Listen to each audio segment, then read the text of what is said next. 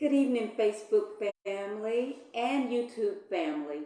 Get ready for another awesome session with Brian and Jan on this beautiful Sunday evening, which is happened to be this entire weekend celebration of Dr. Martin Luther King's birthday. It is just amazing to be here and to be present at this time in life to enjoy the substance and the beauty and all the great things from our ancestors, what they've accomplished, and that they've gotten us to where we are now.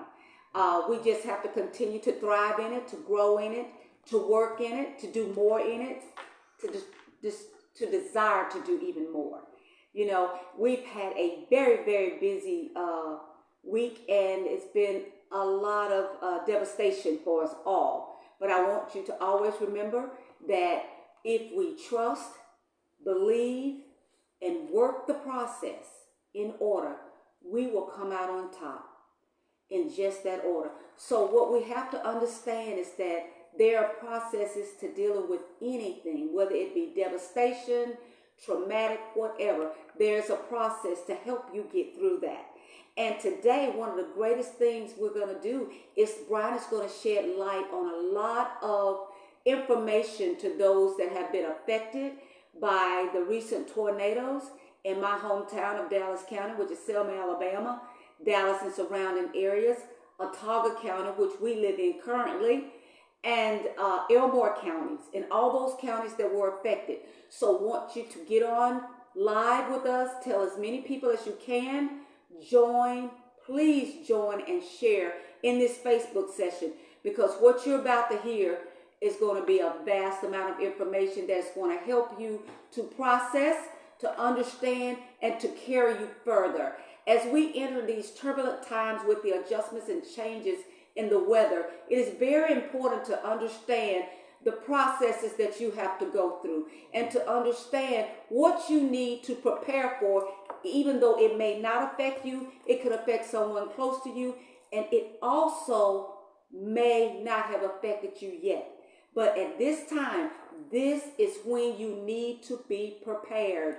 You need to understand the things that he's about to talk to you about and to tell you. Brian has been in this industry for over 20 years, and I must say he is a master at it. He knows about all type of catastrophic events, dealing with your insurances, dealing with FEMA, dealing with the CAT teams, dealing from your state and your local and your state government agencies, as well as the federal, as the processes you need to take and you need to be aware of. Either you can help yourself or you may be able to help somebody else. So there are a lot of people that are still without internet services. There are a lot of people that are still without power services. So help those, as many as you can. Please help them with this information, to disseminate this information and share this video with as many people as you possibly can. I won't be talking much today because I too am learning. Even though I'm here every day with this, I am learning every day, because this insurance information, it can be complex, whether you're talking about residential, commercial, or automotive. It can be very complex. But Brian is going to break that down to you in a more simplified manner that each and every one of us can understand it. Even children can understand it if you pay attention and listen. Again, I want to advise you to share this information with as many people as you possibly can. And I promise you, you won't be disappointed. Well, good evening, Facebook family. Good evening, YouTube family. As Janice have said, shout out to all of our people in Dallas County. Selma took a hard hit, and everybody that knows me knows that Selma is near and dear to my heart. I serviced the Selma area for over 10 years as an insurance adjuster, and was able to help a lot of people. So you all have our love. You all have our support. Let me encourage everybody to do something. Myself and Janice, we will be doing our part through our organization, Black, Determined, Willing. Oh, I'm so sad, baby. Oh, I know. She just make these faces. I'm that just breathing. gets I'm me. still going through the process. Okay, but Okay. she's gonna be okay. Smile. You got a pretty smile, okay? Oh. So, but anyway, let me just shout out to Mayor Perkins.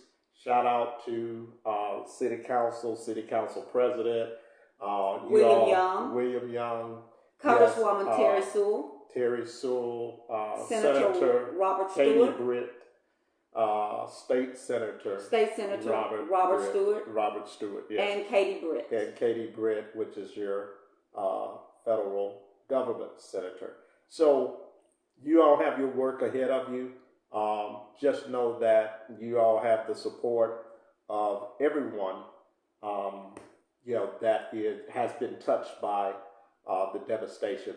Like Janice said, for the first 10 years of my insurance career, I worked pretty much every catastrophe, what we call catastrophe in the insurance industry for the first 10 years, starting with Katrina. That devastation was just amazing. I can't really put it into words. It was something that not only transformed the insurance industry, but it also transformed how the federal government actually deals with catastrophes. So we're going to be talking about a little bit of that. We're going to discuss some of that. We're going to discuss the actual process. Let me tell you that if you have insurance, if your auto was damaged or if your home was damaged, please go ahead and file, if you have an auto, a comprehensive insurance claim. Anytime you have damages due to natural, what we refer to as natural causes, be it storm related, be it animal related, that is known as comprehensive insurance. Go ahead, I encourage you to reach out to your insurance company if you have not done so.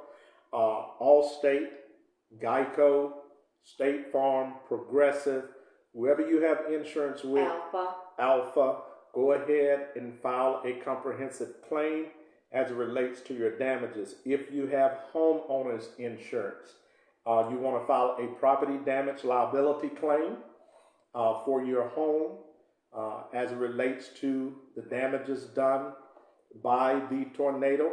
Most home insurances, part of that policy states that your home is covered for any type of events such as this. Unexpected events, whether it be high winds, tornadoes, hurricanes, things of that nature, natural events. So if you have homeowners insurance, again, go ahead and file a property damage claim for your home. So we want to, again, kind of just discuss some of the processes as it relates to what happens from this point moving forward.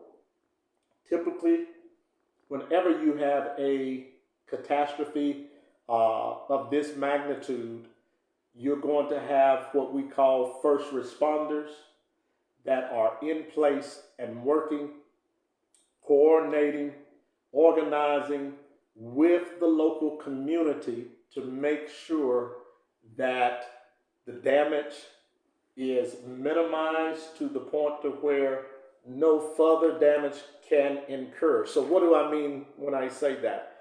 If you, for instance, if you have a home and the roof was damaged and you need a tarp, there will be local agencies to come in and work with the citizens, to work with the residences, to make sure that they, as they coordinate with the city government, to make sure that they are providing those things to minimize any other damages occurring from the storm.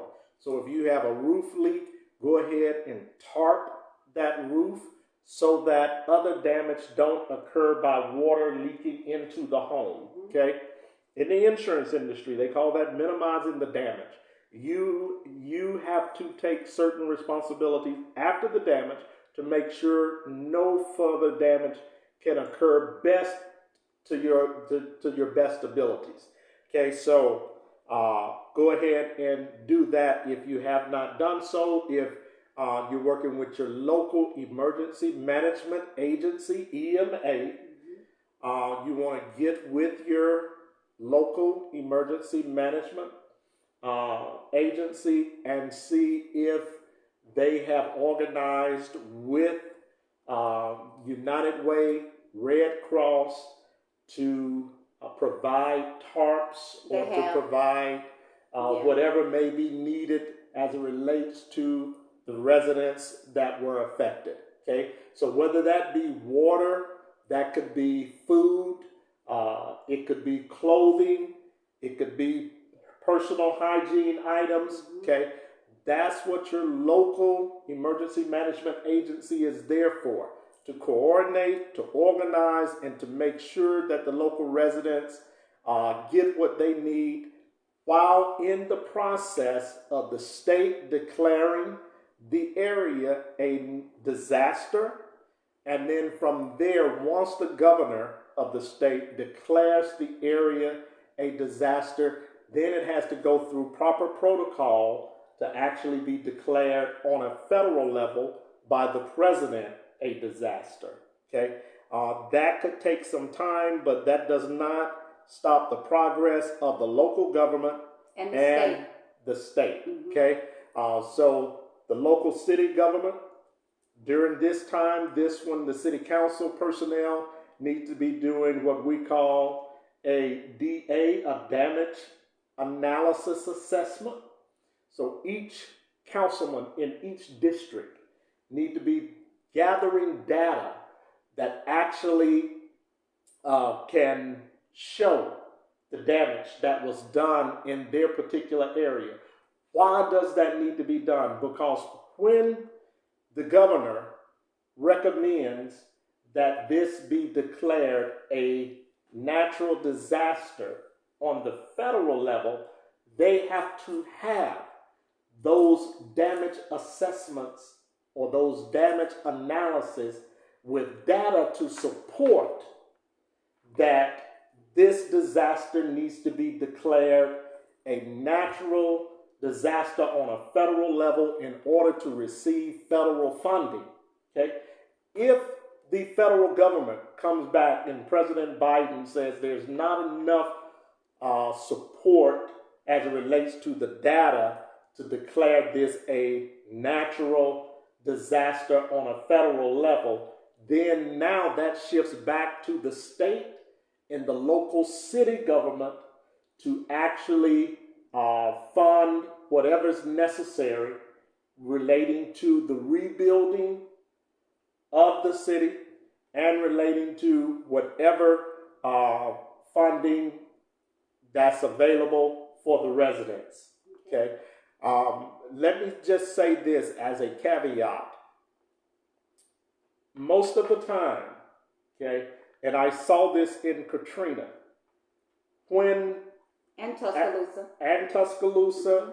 Saw this, oh my goodness, in every area that I went to as far as working a catastrophe.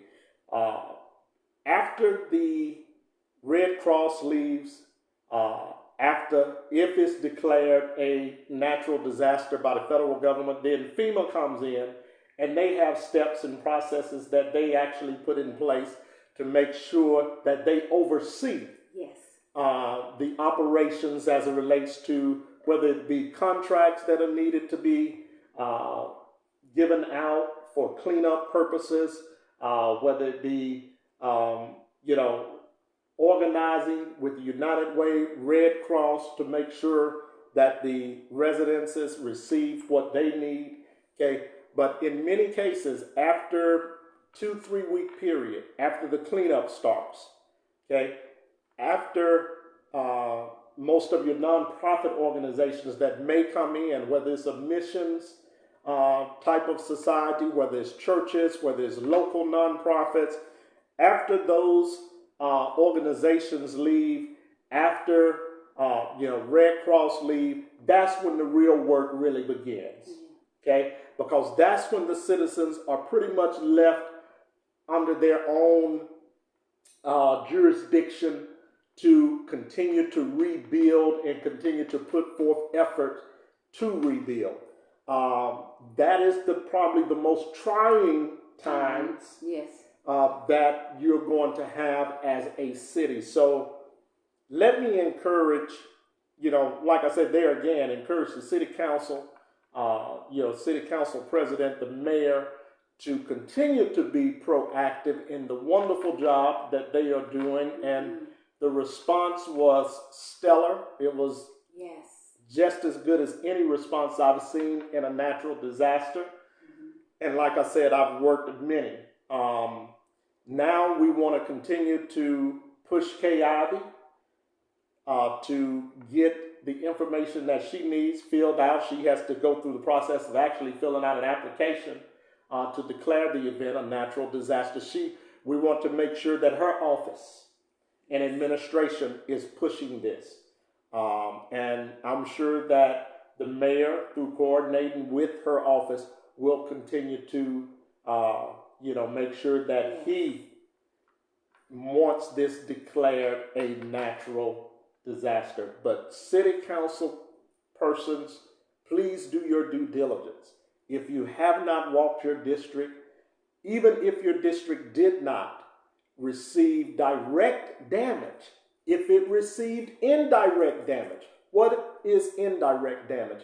Indirect damage could be shingles blown off of a home from one area that was a direct hit to your district that was not hit directly. That would also be considered indirect cause there. So whenever you have indirect damage, if a shingle comes off and hit a car, that could be considered indirect. All that is gathering data. The more data you have, the more areas you could say that are affected. Even if they are affected indirectly, the better chances you're going to have at this being actually declared by the President of the United States a federal natural disaster, so that now the federal government can give out funding for this disaster. Okay? And I know that Terry Sewell, Katie Britt, our state government will do their part. To make sure that this is declared a natural disaster. Why is that so important? Because it gives the city more funding to work with. It gives the city more funding to actually rebuild. It gives the city more funding to take care of its citizens that were affected, to even go as far as setting up, an emergency fund just for the citizens, for those that need help, that may not have had insurance, and may need help rebuilding. So there's so many advantages to this event needing to be declared a natural disaster. Okay? So what I want to do, Janice, is I want to just kind of read some of the steps so that everybody is familiar with it. And I'm sure that the local officials and the state officials are familiar with this process. If they're not, they should be. Okay. But we want to read, and I'm reading this from the US.gov, from FEMA site directly. When it talks about natural disasters and the sequences of events that must take place in order to get funding. Okay. So let me just kind of scroll down here. And we'll start at the first. So we're talking about 4 actions that the local government needs to take when a disaster occurs. The first thing they need to do, like we've already talked about, and we'll just simplify it, is provide the initial emergency response through its service agencies. One of those service agencies is Emergency Management Agency, okay, the EMA. All right. Any other emergency natural disaster agencies that may be right there locally. Red the Cross, local Red Cross, yes. United Way, yes. Salvation Army could actually fall within that category as well. Okay. Then it activates the Emergency Operations Center, which is the EOC, and the Emergency Operations Plan. So the plan and the protocol that's already set in place, there is a pretty much a protocol that is the same no matter what city you are in. Okay. That most city governments, state governments, all operate under the same plan. Okay. So also the city needs to coordinate the response with public and private organizations. So any type of nonprofit organizations that come into the city to work with the city, whether it be Baptist missions, whether it be different organizations. Say if we went in BDW and we worked with them concerning helping the residents, we would coordinate. The city would coordinate that to where the public can receive what they need as it relates to this disaster. Then they are to notify the state emergency management of the scope of the situation. So that's why I said data is so important when it comes to funding. Okay, being also having a certification as a data analyst, you cannot do nothing without data. The state needs data. The city needs data. Okay, in order to say that this storm qualifies to be considered a disaster. Natural disaster. Okay? Yes. All right, so, and that information has to be passed along to the federal government.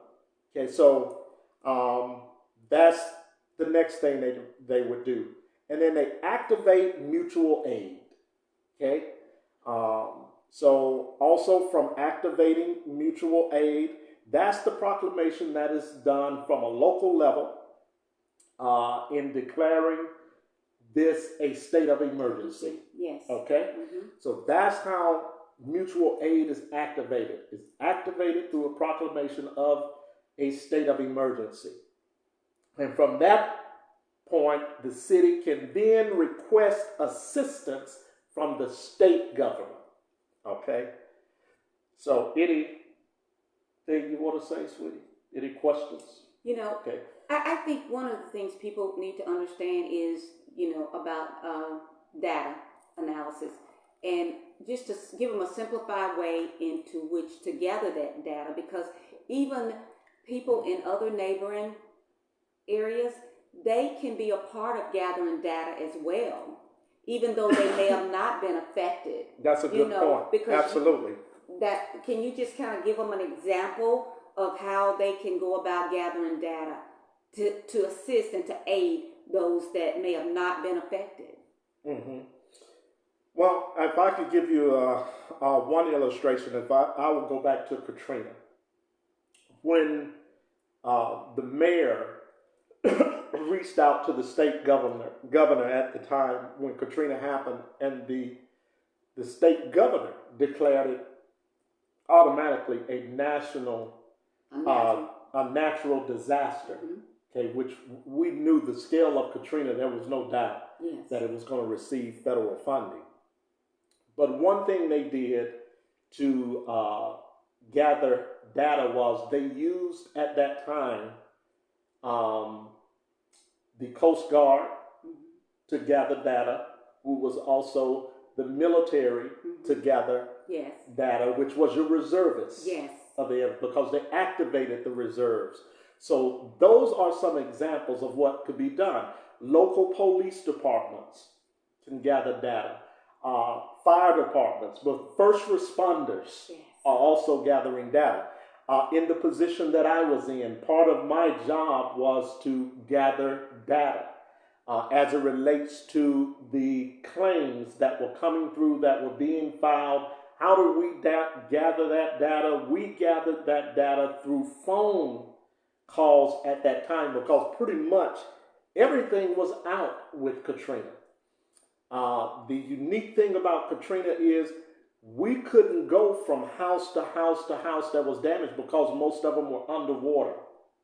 So we were in kayaks, actually traveling with Coast Guard, with EMA and those that were assisting EMA. FEMA came in and they brought in certain organizations that coordinated certain organizations to help. Then you had your military that was activated. So all of that was a process of gathering data. So let me ask this question, Brian, to simplify it even more. Mm-hmm. Just take, for instance, the neighborhood I grew up in. Of course, I still know everybody in that area. If I wanted to go down and be of assistance, I could actually go through the neighborhood and just a regular pen and paper and just write down damages that I see. Is that how it works? Or you could do that in aiding the city council. If, let's just say, for instance, Ward 8, let's use Ward 8. If the council person for Ward 8 needs to gather data on damage analysis, assess the damage, they can actually activate residents that did not have damage to go around and to actually record. Yes, they call that a recording process, to where the residents record data to pass along to the council, the city council. Okay. That means as it relates to damage that was done, that may at that particular time when the damage is being assessed by the governor, she may not cover every area that's actually damaged. Exactly. So the citizens have a role to play. Okay, that's what I'm getting at. In making sure that no one is overlooked. Okay. So yes, good question. So, but those are just some ways that data is actually gathered and used to not only assess damages, but to validate getting funding. Okay, funding is very important. Yes. Yes. That's why I said, the federal government needs to declare this, and that needs to be pushed from the state government to our federal senator and congressman, that they need to understand that this needs to be declared a disaster zone. It needs to be declared a national disaster by the federal government, and they should not back down from that. Gathering the data helps support why this should be declared a natural disaster. You understand? Okay, so there are 3 things that the state government does as it relates to a disaster that may lead to a federal declaration. One is they review and they evaluate the local situation. That's why Governor Kay Ivey had boots on the ground. Yes. Okay. Yes, she did.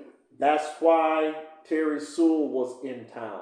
That's why Katie Britt was in town. We know the Senate has just been sworn in. Yes. And what a way for Katie Britt to be indoctrinated into the Senate. Yes.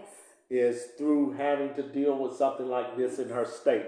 So now we have an opportunity to see what type of senator she's going to be. Right. So that we know how to vote after 2 years, whatever the situation, when she comes up for re-election. So I want to encourage everybody to be taking notes, watching, keeping mental notes, so that we see who supports our interest. Yes. Okay. Who is behind the advancement of black people in general. Because one thing that was unique about Katrina, it devastated the majority black areas in New Orleans. The Lake Pontchartrain area, Ninth Ward, 7th Ward, all of those areas were devastated. Lake Pontchartrain still hasn't come back. Ninth Ward still hasn't come back.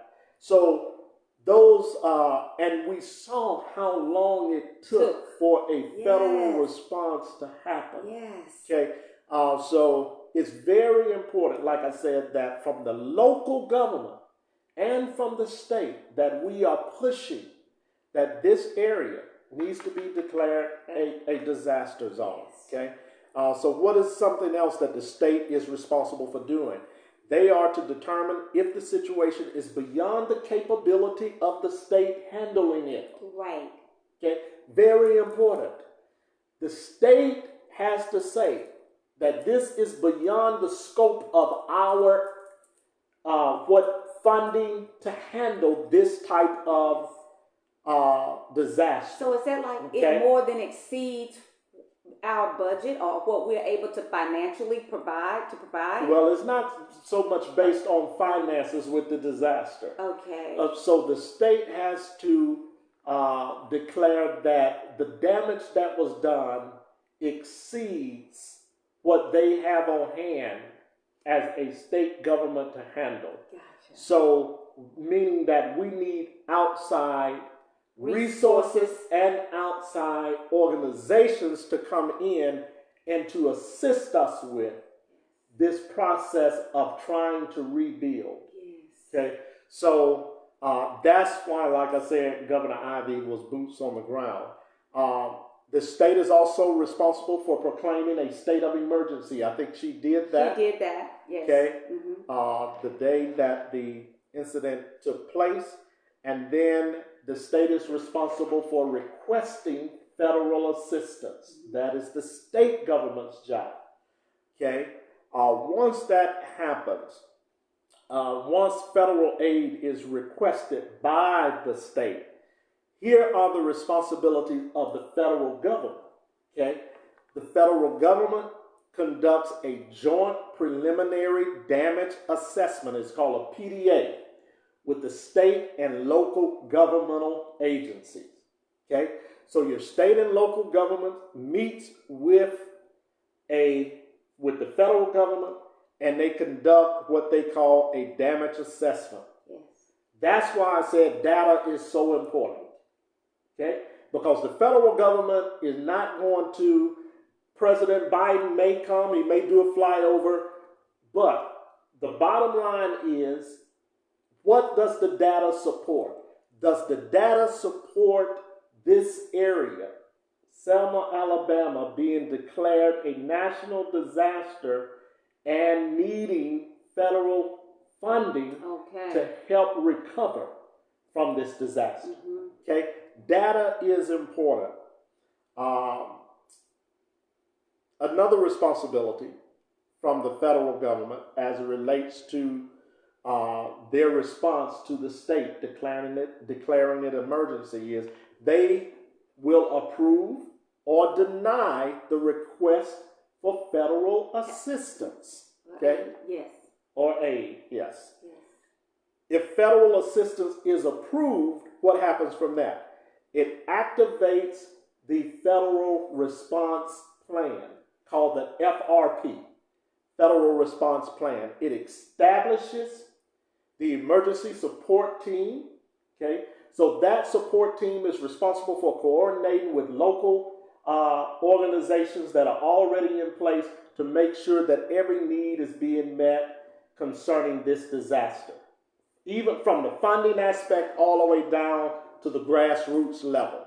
Okay, and the federal government is to identify emergency support functions as it relates to the response. Okay, so that is the federal government's job if it is approved. Okay, if the federal aid is approved. Okay, all right. So any questions before I move on and share a little bit more? No, not this time. Okay. I don't see any. Do you see any questions? I can't see that little. No.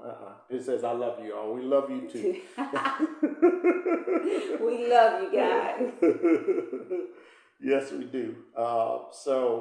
Um, I'll read these last few things that I think are important, and then we'll kind of. I do have a question, Brian. Okay. So, what I'm looking for, and I know there is a time limit on a lot of things, and I can only imagine the people that have lost everything, that really don't have a recourse,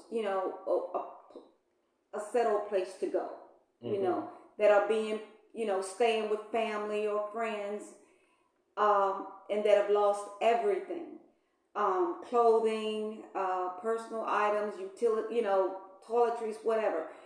Now, as time goes on, everybody is on the ground, boots on the ground. Everybody's jumping in, want to help, want to feed, want to service. How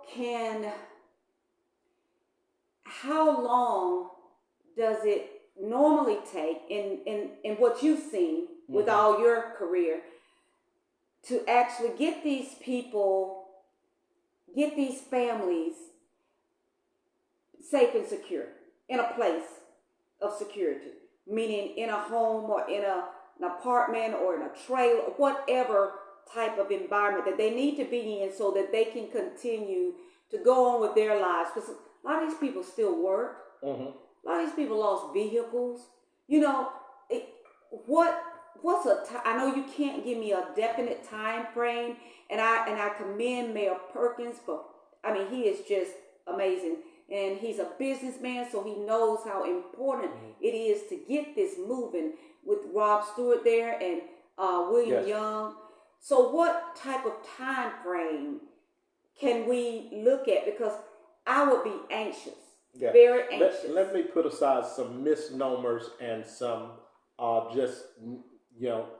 when it comes to understanding how, as it relates to a disaster, how the process works concerning the residents. Okay, FEMA, which is your Federal Emergency Management Agency, when they come in, if federal aid is accepted, and say, and if the federal government agrees that, yes, this is a natural disaster, then FEMA is the one that comes in and they coordinates everything. They organize everything.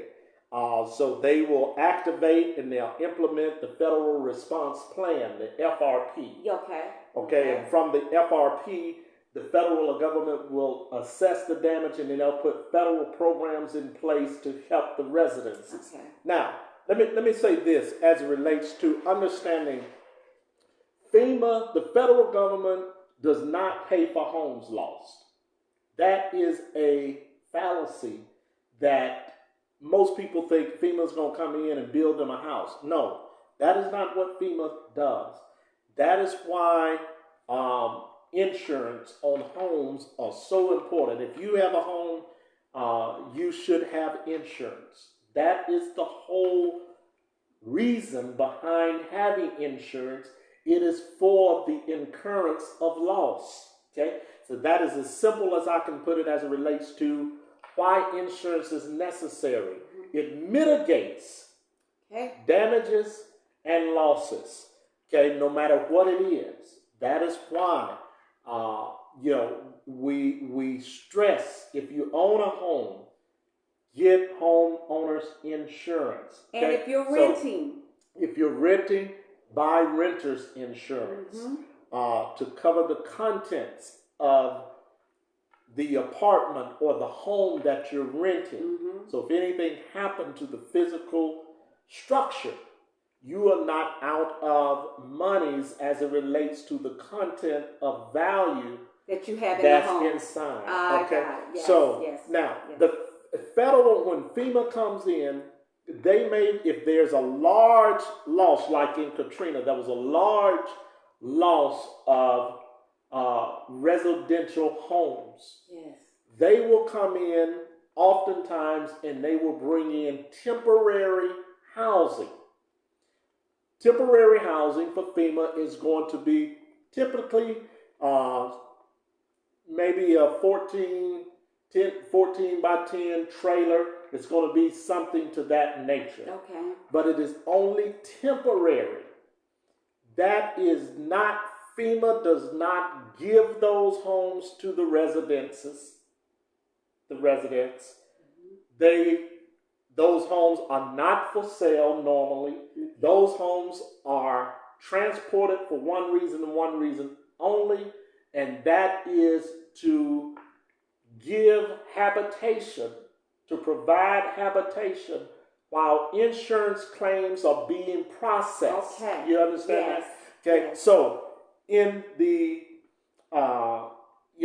in the process of the insurance claim being filed, okay, the facts of the incident being validated, and then the claim being paid.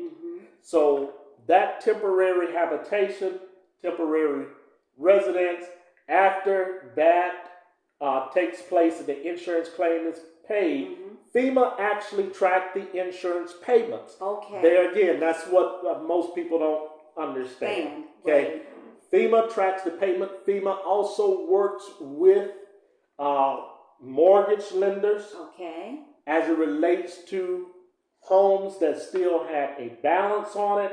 So all of that information FEMA is working with as it relates to providing temporary housing if need be, okay, until the person claim is satisfied, paid in full, and they can start rebuilding. Yes. Okay. FEMA does not come with a blank check to give out to residents.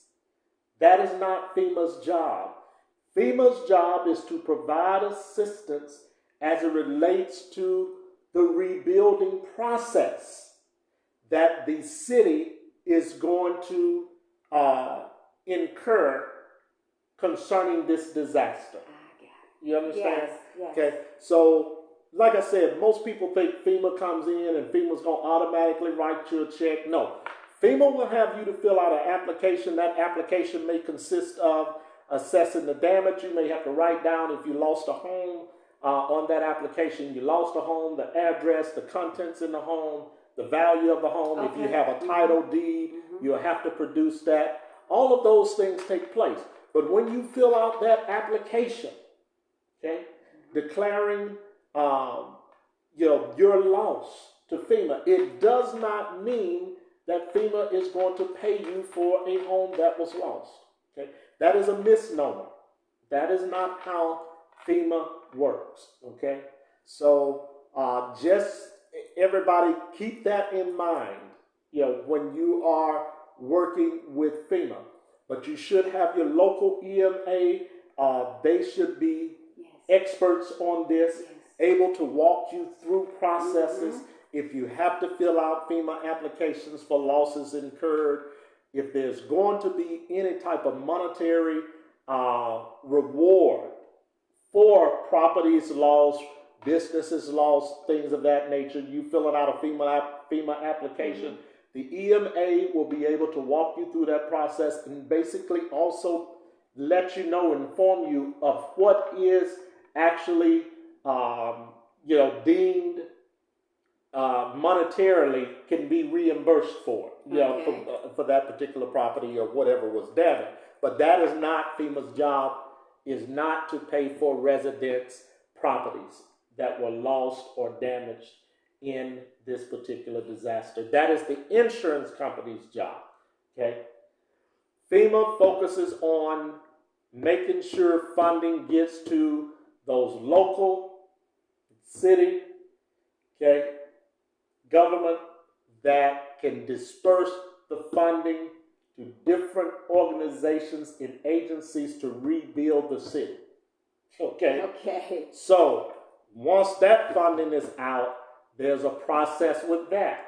When you talk about contractors coming in, doing roofing jobs, things of that nature, it is the city's job to make sure that anybody that comes in, that they're licensed and that they are bonded. Yes. Contractors. You will have people to come in to try to take advantage yes. of someone else's misery and sorrow. They see it simply as an opportunity to try to garner money from the disaster. So they'll come in with fake licenses, fake insurance.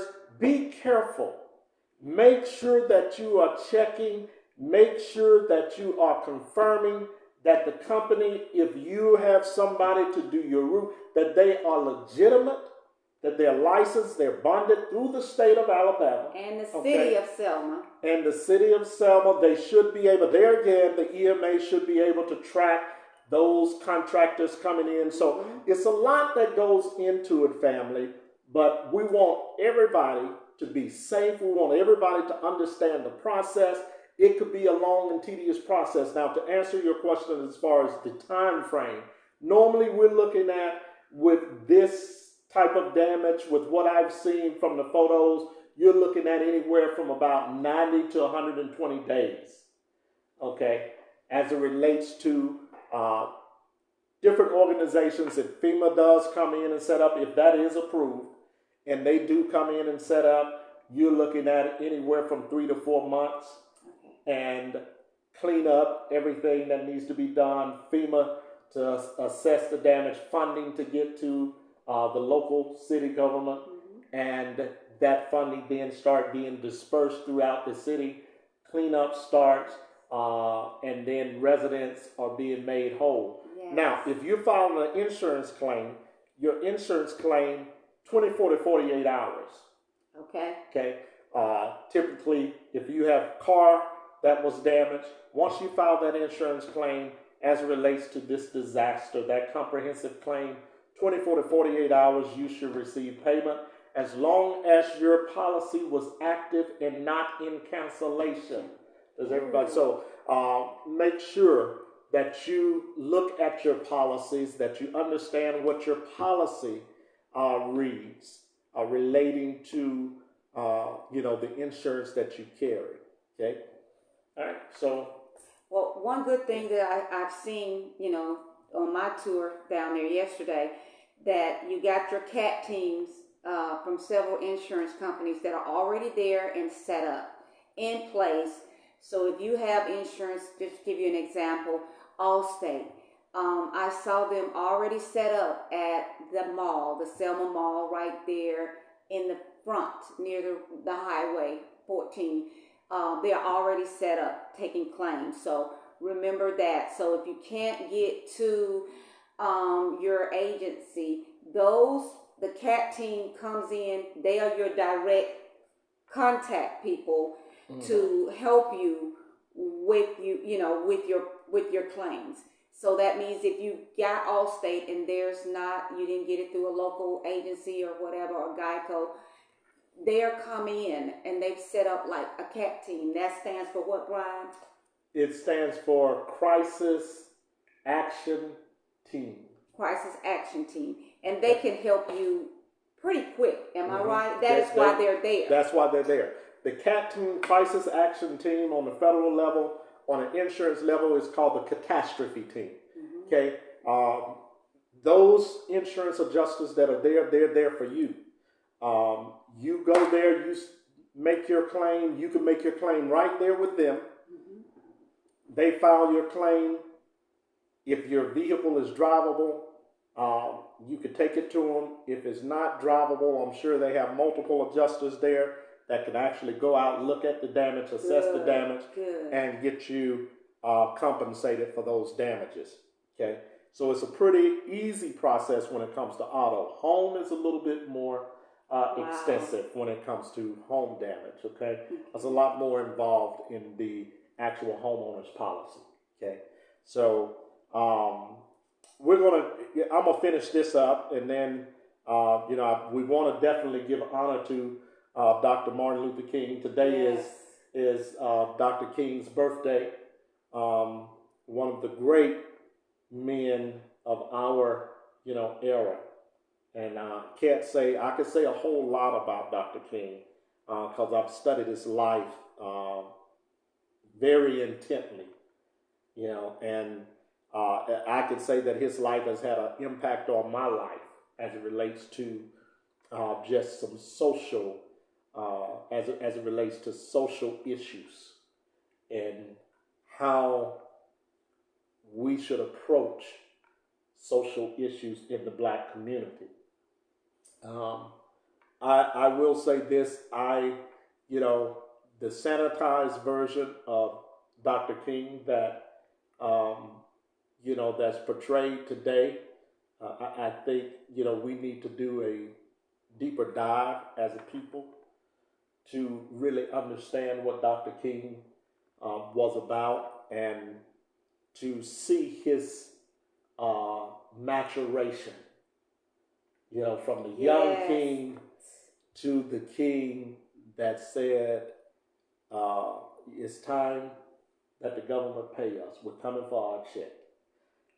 There needs to be some deep analysis done to understand, Dr. King when he does his speech on the Vietnam War and coming out. And, he says in his speech, he says, as a preacher of the gospel, it would be against what I believe to not come out against this war.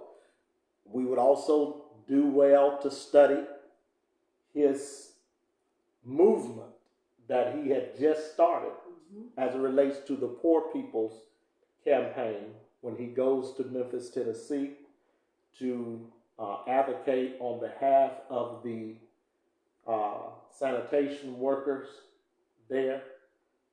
And we need to, I think, recognize that the I Have a Dream speech has become a bulwark, so to speak, for this country to promote all types of equalities that have no relation to people of African descent.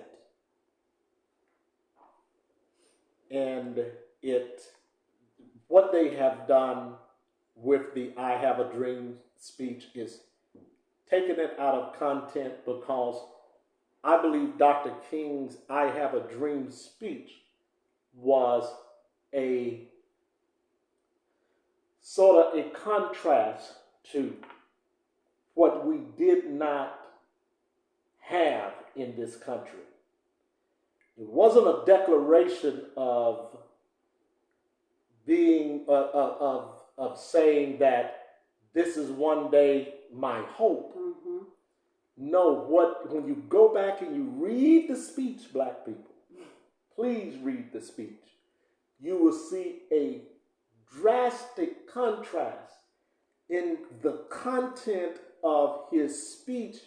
He's actually stating that the dream is not what I see down the road. It's what I don't see now. You understand what I'm saying? So I'm not dreaming as it relates to one day down the road, I hope this happened and that happened. No, go back and read the whole speech. The dream is, I don't see this happening now. My people need the same thing now. And then he goes into the whole concept of what it would look like, you understand, as opposed to what it was and what we should have at that moment. So, like I said, I could say a whole lot. I encourage everybody, read Dr. King's book. My book was a follow-up to his book. His book is called Where Do We Go From Here? Chaos or Community. I have that book. I have just about all Dr. King's books. I keep his Birmingham speech in my briefcase. I carry it with me everywhere. And the reason that I do that, when Dr. King in his Birmingham speech said, the same preachers that were for me are now against me. Wow. So it helps us to see that in this struggle, we have to know truly who our friends are. And if we're going to navigate this, thing we call liberation and freedom, then we have to be able to recognize that there are some people that may start out with you, but they may not keep your same vision all the way through the end. Yes. Those that start may not finish with you, and that's okay. It's okay. As long as you recognize that I got to continue on, and what they do doesn't stop what I'm called to do. So Dr. King he realized early in his journey that it wasn't for everybody to walk with him. Okay? He realized that, yes, as many friends that stated they were his friends were not always going to remain his friends. Okay? And you'll have many people that state that they are your friends and they like you because you may be the popular figure at that time to be liked. But you may not remain the popular figure. And that's where we stop Dr. King's life. Like I said, the sanitized version. We don't want to deal with the revolutionary king in the end when he says, I fear that I've led my people into a burning house, but the burning house that's about to come down, I got to bring them out of. So we don't understand when he says, hold up, my people, there goes my people. And as a revolutionary, I'm supposed to be ahead of my people. So I got to get back in front of my people. My people are outrunning me. So my job is to stay ahead if I'm going to lead them. There are so many wonderful things that I could say that would just, ignite what King was really, the path that he was on prior to his assassination. The meeting with Malcolm that they had right there in Selma, Alabama. We could talk about that. So it's just a beautiful thing. We honor our ancestor, Dr. King, one of the greatest orators that will ever do it. One of the greatest minds. If you have not read his literature and read his speeches, don't just listen to excerpts. I encourage everybody, get the book and read. You can order the book of Dr. King's speeches, and you can read all of them for yourself. And then you make a, assessment of what you really hear him saying. Yes. And his work speaks for itself. Yes, it does. Okay. It speaks for itself. Dr. King, in his speech, The Three Evils of America, war, poverty, and liberalism. No, y'all don't want to get me started on this history because it's a beautiful history. Yes, it is. We just, for some reason, the slave mentality is upon us. And when that slave master said, no, you can't allow them to read anything. You can let them do everything else. They can dance, they can shuck and jive.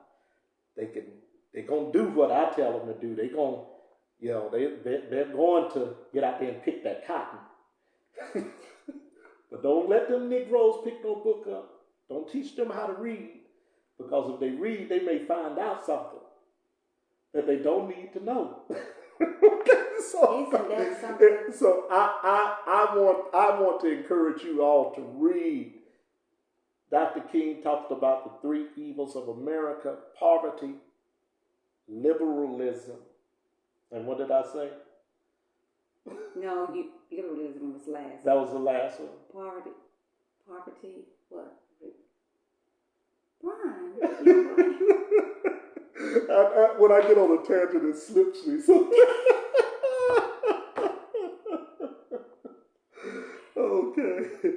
Poverty, war, and liberalism. Okay. And most Democrats claim to be liberal. So that's where we have to define liberalism. You understand what I'm saying? The war in Ukraine right now hurts black people more than any other group in America. And why do you say that, Brian? Because it takes monies away from those. Bingo. Okay. that have the least in society. War doesn't affect big corporations. Big corporations make money from war. People that are wealthy are not hit as hard. It is the man that is lowest on the totem pole that is affected by war. Exactly. Inflation goes up. Okay? Groceries, everything's affected. That within itself costs the person that has the least more than any other individual in this society. War does, and see, that's something that Dr. King talks about extensively when he opposes the Vietnam War. War does not benefit black people. It does not benefit poor people. War, oftentimes corporations downsize because the federal government, in reference to the war, is funding war efforts, okay, putting out more monies. Therefore, corporations downsize to save money, okay, so that when you look at Wall Street, it balances out as it relates to the stock. So you see a lot of different dynamics. Manufacturers stop producing as much. Yes. Why? Because the manufacturing shifts from the normal products of making cars, things of that nature, now to making missiles, things of, you understand what I'm saying? More your government contracts now are cut in half because contracts are being given to those that produce weapons of war. Mm-hmm. So there's a lot of different dynamics that go into the whole concept of war. And that was the opposition of Dr. King to war, because Dr. King looked at the whole gamut. How does war affect society? And specifically, how does it affect black people and poor people that don't have much to start with? When you got all these different dynamics going on, when you've got manufacturing being altered so that government funding and contracts can go to war-producing companies, when you've got corporations downsizing, when you got inflation going up, when you got interest rates going up, yes. When you got, that affects everything. Now to offset the interest rate going up, now you've got to raise prices on groceries. So taxes are involved in that. It's a whole lot, family, that happens as it relates to that. So, again, we could talk about this, ad nauseum, really. Yes. We really could. Yes. We could go on and on. But we need to understand that if we are going to really carry on the message of Dr. King and the service of Dr. King, we have to understand that it was not with this humdrum, kumbaya, get along, to go along, to get along. We got to stop that. We got to stop buying into what the media and this government have painted about our ancestor, because the sanitized version plays into the hands of the majority, rich and powerful people that control this country in order to keep the Negro, you understand what I'm saying, in her place. That is why that is used. No more, it's a tactic. And literally, it is a social tactic that is used to try to say, and that is the first thing that they use. Well, what would Dr. King have said? Yes. Without going into the true analysis of what Dr. King had come to realize as it relates to this government and what affected black people in this society. We have to stop feeding into the social engineering, family, that's being done every day to keep our minds in a certain place. Yes. So that we can continue to be oppressed and subdued by what this country says is the answer, or says that is the proper method of how we should behave and what we should do and what we shouldn't do. You understand what I'm saying? So all of those things we, as a people, we have to realize that there's more to our plight than buying into the myth of what has been painted relating our elder because and we're our not, great as brother. a people, we're not accelerating. That is a good point. Yes, we're not advancing at all. Right?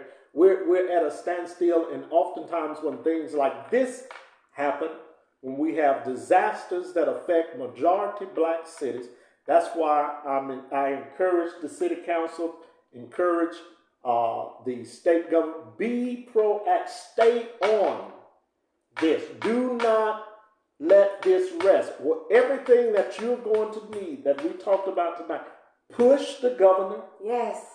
Push Katie Britt. Everybody in Selma should be calling Katie Britt's office, calling Congresswoman Sewell's office, and saying that you need to make sure if Biden can give $5 billion to Ukraine to fund a war effort, then he ought to be able to, if nothing else, declare Selma a natural disaster and give funding to rebuild this city. Exactly. We have to push that. We do. We have to understand as a people that. Yes. So his interest in Ukraine is solely, in my opinion, and we can prove this, but we really have to get some deep conversation about Ukraine and really talk about what's really going on as it relates to this war. This is a United States funded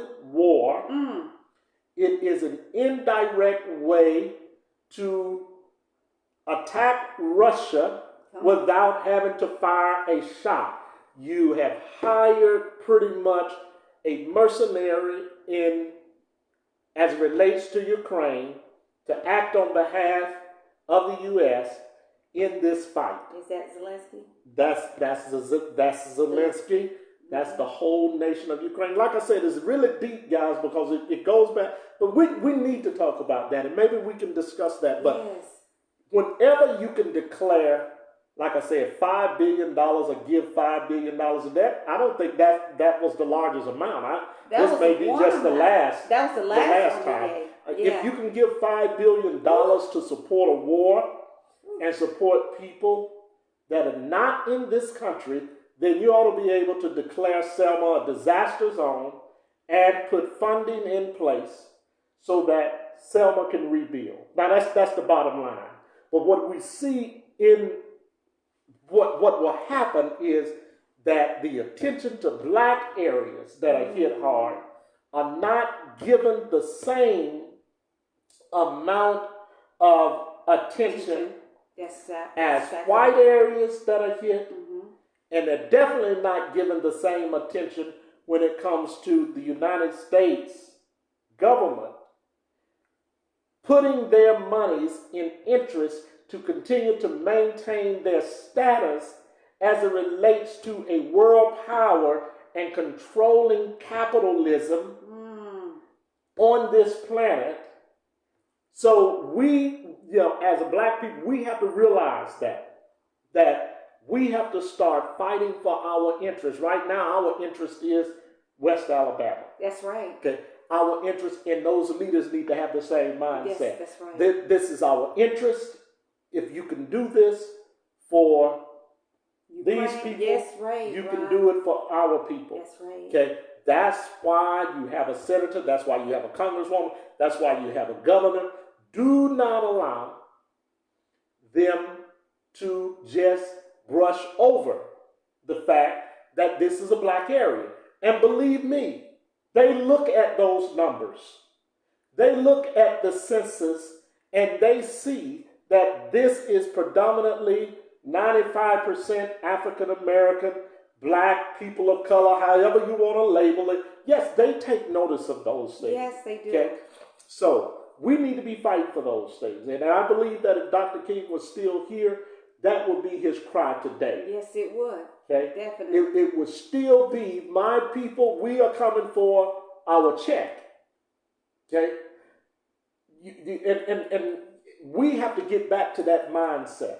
You understand what I'm saying? We got to start fighting for poor people again. And still, I've said this over and over and over. The data proves it. I mean, history bears it out. Black people are still at the bottom of the pyramid structure. And getting further down. Yes. We got other people coming from other countries that are taking over. We have people that are established that comes in as immigrants, and because of the immigration laws of this country, they are automatically rewarded over black people. Now, we can have that conversation another day, but there's a good book out called Immigrants in the Black that I got in there. It tells the whole story, the history from 1789, the first Immigration Act passed, which stated that white people are the only people that can be citizens of this newly established United States. That's right. And that black people could only be property. So we can go from there. And the only thing they've done since that first immigration amendment was amend the amendment. They have not rewritten it. They have not totally done away with all of the language. They've only amended the language. So we've got a lot of issues. There's a lot of things that we have to start. And that's where our focus needs to be. Absolutely. I think we're losing focus. We have lost focus. And this is the time for us to get up some steam, momentum, and let's fight for West Alabama. Yeah, absolutely. It's time. You got Mayor Perkins can't do it by himself. Absolutely. Congresswoman Sewell can't do it by herself. Katie Britt can't do it by herself. William Young, Rob Stewart, they need all of us. Those that have left, migrated away from Selma, and don't come back and don't look back, knowing that that's where you were reared. Those are your grassroots. Don't ever forget home. Don't ever forget from which you started. And everybody can do something. Everybody can do something. Like I said, we will do our part. Yes. All we're asking you to do is your part. If everybody do something, we will be okay. We will be okay. Okay, so, all right. That's all we got. We're over an hour. So thank you. Thank you family. For listening. And Brian, we want to pray for our people of Selma. I do want to ask you to do that. I think people are hurting. People are angry, upset because they feel like, why me? What has happened? We cannot forget about prayer, regardless of who you pray to. There is one God. Yeah. Okay. And we will pray for Selma. Yes, we will. This is something that it exceeds us. It's bigger than us. Yes, absolutely. Absolutely. Yes. I mean, this could be anybody. Tomorrow it could be us. Look, we're looking for more storms next week. Tomorrow it could be you. So, yes, we will definitely pray for Selma, and we'll ask that the Creator, the ancestors ask that God would continue to have his hands upon Selma, and that the Lord would see after his people. Yes. So we declare that. All right? Yes. All right, family. Peace. We love you.